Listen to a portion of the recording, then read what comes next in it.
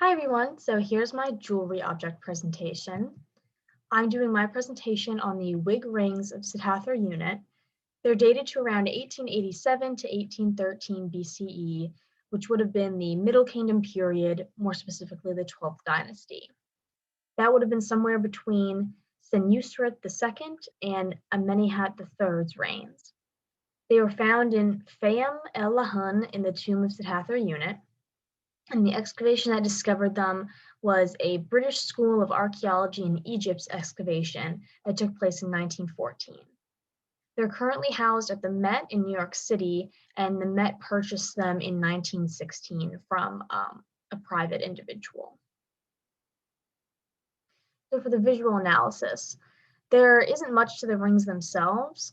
They're made out of gold, and when they were found, archaeologists found 1,251 of them, so a lot. They were found in two different sizes, a smaller and a larger size. The smaller size was 0.45 centimeters in diameter, and larger ones were 0.9 centimeters in diameter.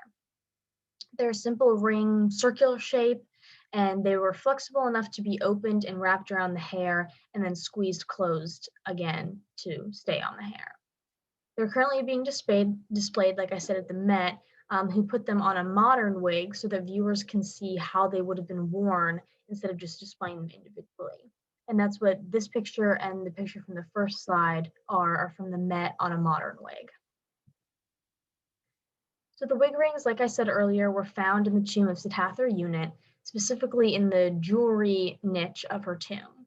This was a small, semi-hidden location in the tomb that was left undisturbed by tomb robbers because they hadn't discovered that part of the tomb. They just didn't see it.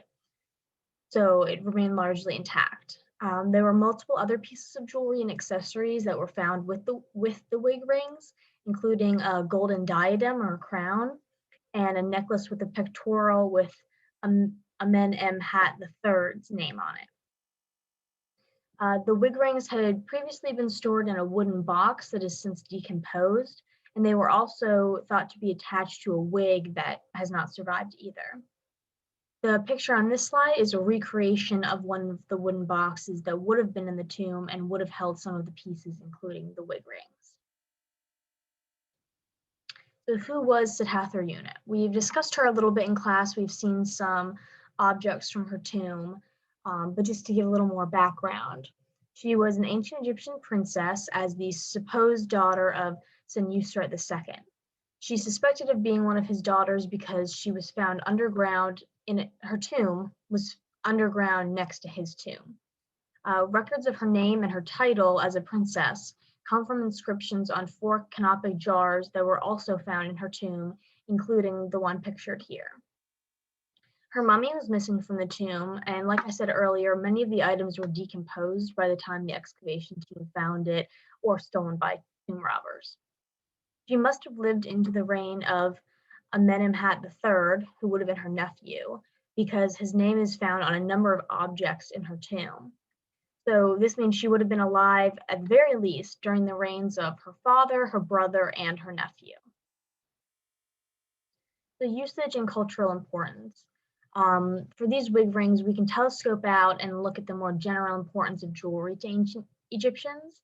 The wig rings, the golden diadem, and the necklace with the pectoral are all examples of jewelry worn by royal women in the Middle Kingdom period. And pictured here is the pectoral and necklace. These pieces were found in a funeral context and in the tomb of a princess, but I'm unsure if these pieces were worn by her during her life because I couldn't find any information on that. But at the very least, she was meant to wear them in the afterlife. Jewelry like this provided protection and a sense of power and control to royal women, whether by the symbols on the jewelry or just the material of gold, which was highly connected to the pharaoh, like we've discussed in class. So why I chose this object. I hadn't seen this type of jewelry or accessory before in an ancient context. And when I was scrolling through the Met's website, this picture just really grabbed my attention. I liked how the Met put the rings on a new wig so that we could see what it would have looked like instead of just having pictures of little rings and a white background. You wouldn't really be able to see how they would have been used. This is also the only example of ancient Egyptian wig rings that I could find, so I thought that that was very unique. Here are my citations. And then I'd love to answer any questions you guys have, and I'll get answers back to you as soon as I can.